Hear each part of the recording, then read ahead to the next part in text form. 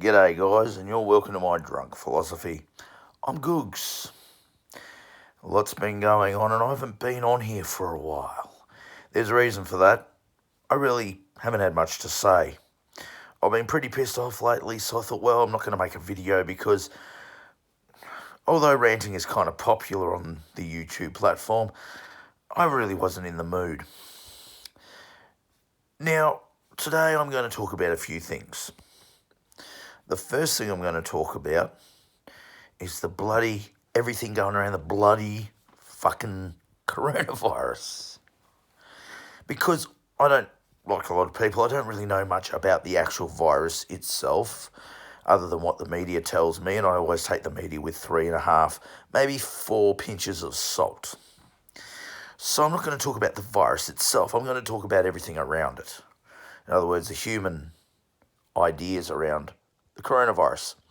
Now, some people are really happy that I've seen to the fact that the big fat cats are starting to take a bit of a hammering with their money. Oh, it's great the economy's closed down, everybody's safe and everybody's happy, and the fat cats are running out of money. Isn't that great? Here's why it's not. The economy can kind of be looked at like a pyramid. Now, we all grew up with the food pyramid, right? You've got your lollies and crap at the top, and at the bottom are your staple foods. You know, the shit that'll help you live, meat, vegetables, all that sort of stuff. And at the top is your chewies and your chalky. Well, the economy is similar to that if we use the pyramid sort of idea. At the very top are the fat cats, the big multinational corporations, which are the smallest amount of businesses, but right at the bottom are all the small businesses. Now, without all those small businesses, the big businesses at the top don't and can't make money. Okay? They need the mum and dad small businesses and small companies to operate. That's how they make money. Okay, because a mine can't work without mum and dad companies coming in, like mechanics coming in. They can't do it without people who run reline companies, mum and dad businesses who might come in and do the catering for the mine. Things like this, the subsidiary businesses, the trucking companies, things like this. So without the smaller companies and the smaller businesses, the big ones fall over. If you build the Great Pyramid and you say that the small businesses at the bottom, the base, the middle-sized businesses and companies in the middle, and right at the top, the big multinationals, well, the middle and the top can't exist if you take away the base. And this is the problem we're actually facing. A lot of people don't realise this, that it's the small businesses who will die first, not the big ones.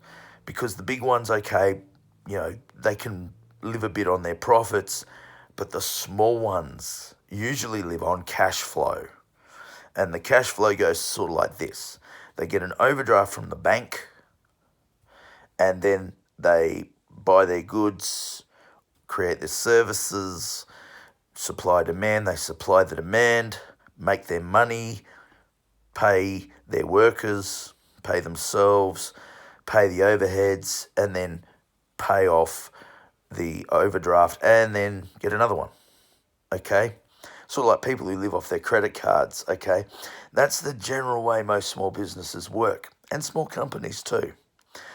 Just go ask a farmer sometime how they operate, because they're usually not operating at a net gain as much as a breaking even for their cash flow.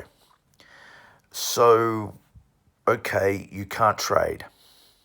You can't supply the demand.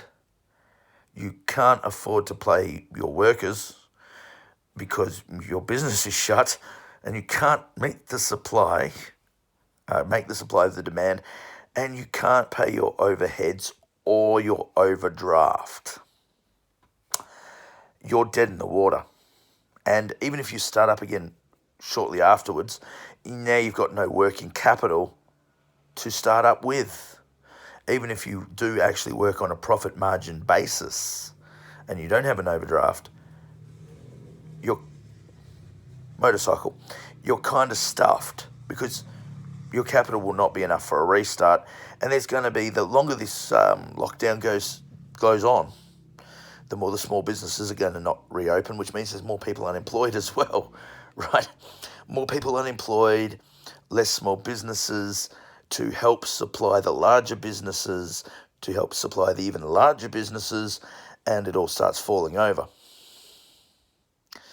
Okay, it's like at the moment with the oil prices, like, the idea that they're selling off this oil because the oil went into negatives for a little while. Oh well, they're they're asking people to take their oil away. No, they're not. They're still selling it. It's just at a much lower margin. But here's the problem: when you have less margin, when you have less to sell because the supply is not as great, you scale back. You don't pump out as much. You maybe even close down some pumps. But then when everything opens, suddenly you have to open all your pumps again, and there might be some failures or whatever it is, and then you're in trouble. Okay? Small businesses close down, and they don't reopen, we're in trouble. This is where the people go, well, there's a recession or possibly even a Great Depression. Yeah, absolutely.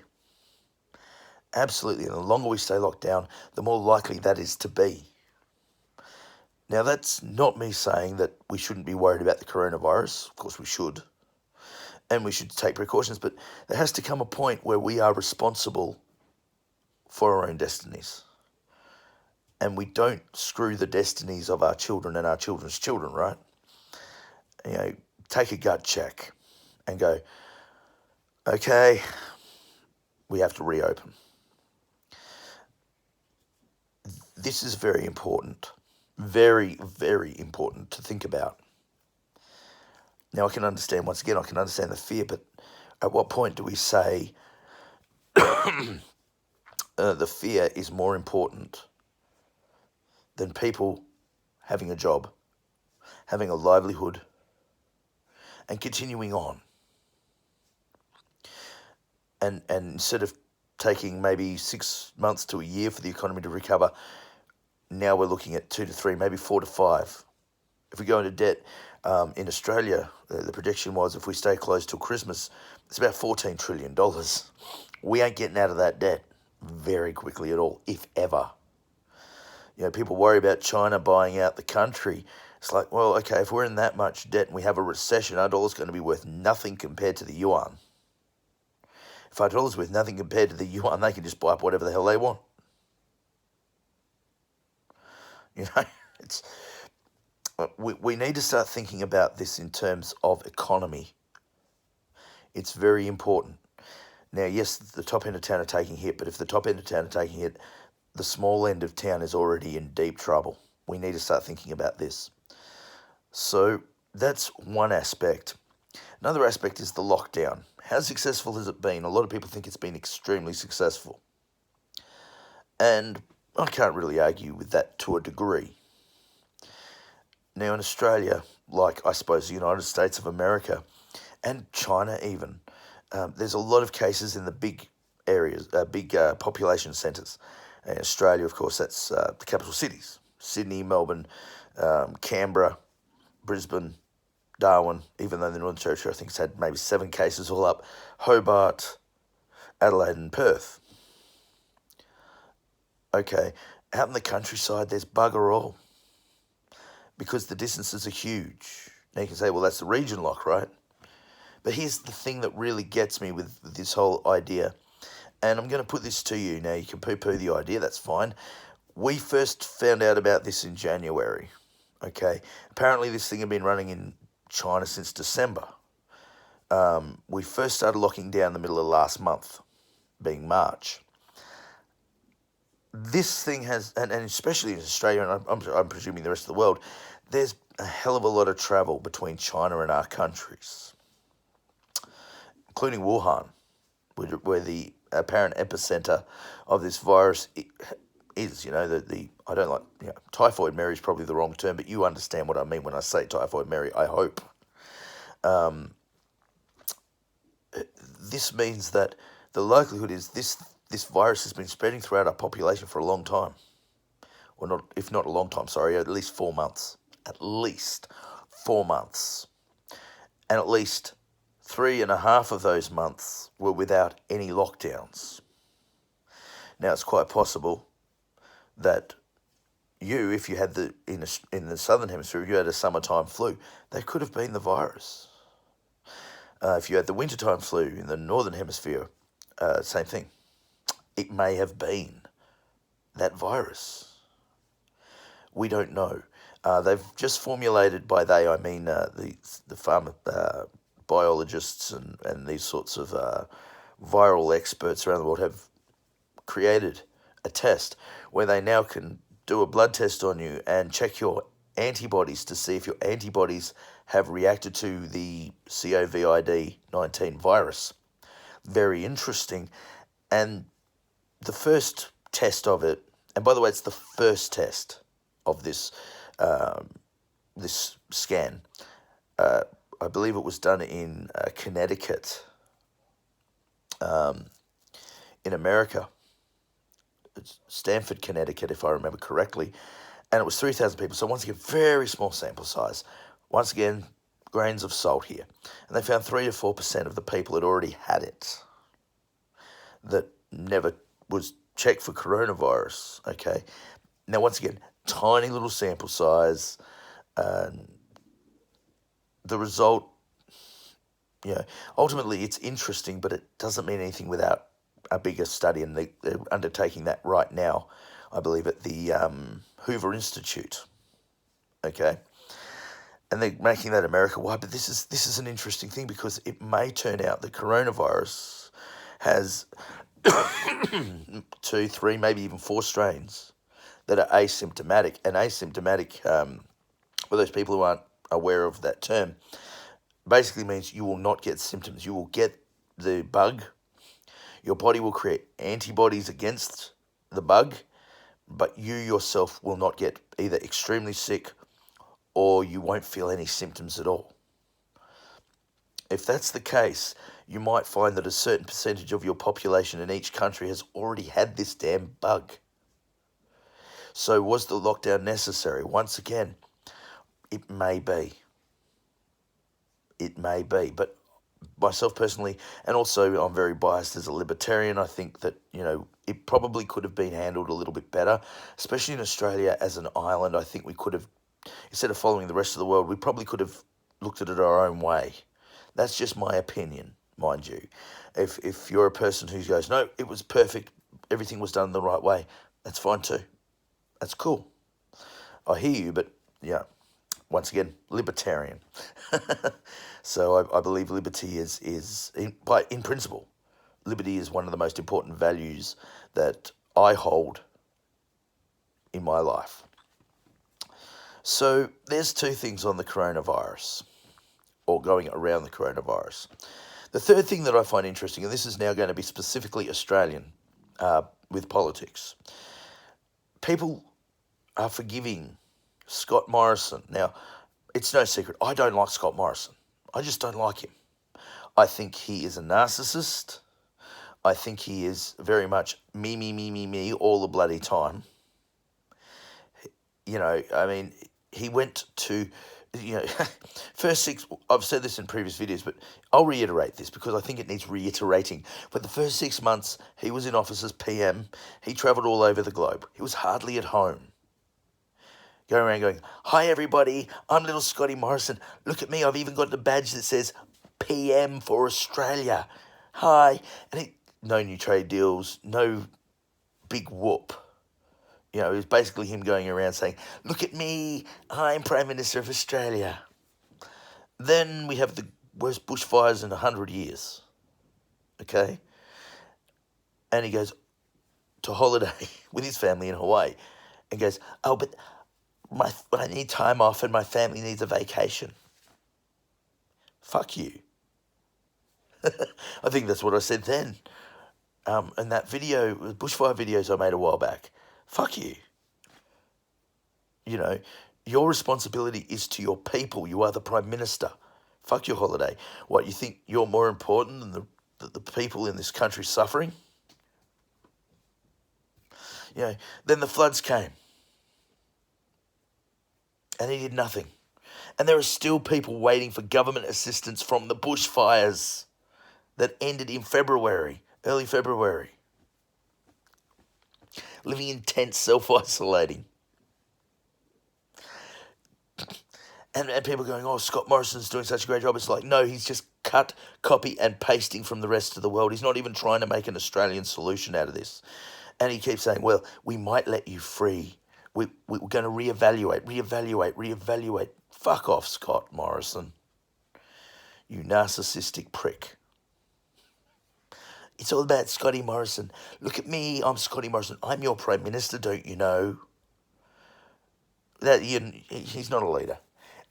And if you think he's doing a good job by cut, copy and pasting everybody else's ideas and saying it's good for this country when half of it isn't even appropriate for an island nation, fuck off. Just fuck off. His incompetence for the first 6 months of not even being here, and the bushfires and the floods, and now his incompetence of not actually coming up or formulating a great plan. I mean, for fuck's sake, he was worried about the hospitals. Hospitals are going to overflow. How many new hospitals have been built by the federal government or given grants to from the federal government to be built? None. Zero. Zilch. The state governments, yes, have been proactive. The federal government, nothing. Nada. Nix. Nothing. Federal bailouts for small businesses, well, sort of. What have they done for people who've lost their jobs? They've put them on the dole, increased the dole. Not just for the people who've lost their jobs, but for everybody who was already on the dole. Makes no fucking sense. You know, I mean, it's incompetence. Complete and pure incompetence. We were meant to have a freeze on rents. We were meant to have a freeze on loans and repayments. Never happened. Never happened. I mean, in my own hometown, the doctors had to get together, forking out their own money, and bless them for this, forking out their own money to create a coronavirus for the regional centre of the Midwest of Western Australia. Once again, love them for it. Thank you very much to all the doctors in Geraldton who took part in that. That was fantastic. Altruism is amazing. Thank you. But as far as the federal government goes, this middle finger, you're useless. And I'm really glad I didn't vote for you. That's all I've got to say. And for all those people, and there's a lot of people on the left of the field at the moment going, oh, isn't Scotty Morrison doing a great job? You're supporting a incompetent conservative leader. Think about that for 2 seconds. And the people on the conservative side who are going, he's such a great leader. Why? He is more incompetent than Malcolm Turnbull. And Malcolm Turnbull wasn't even a conservative. Fuck. Anyway, that is my Australian political rant. I'm Nathan Gooks Fletcher. I am the drunk philosopher, and I'll catch you good folk down the road. Uru. Be good. Be well. Uru.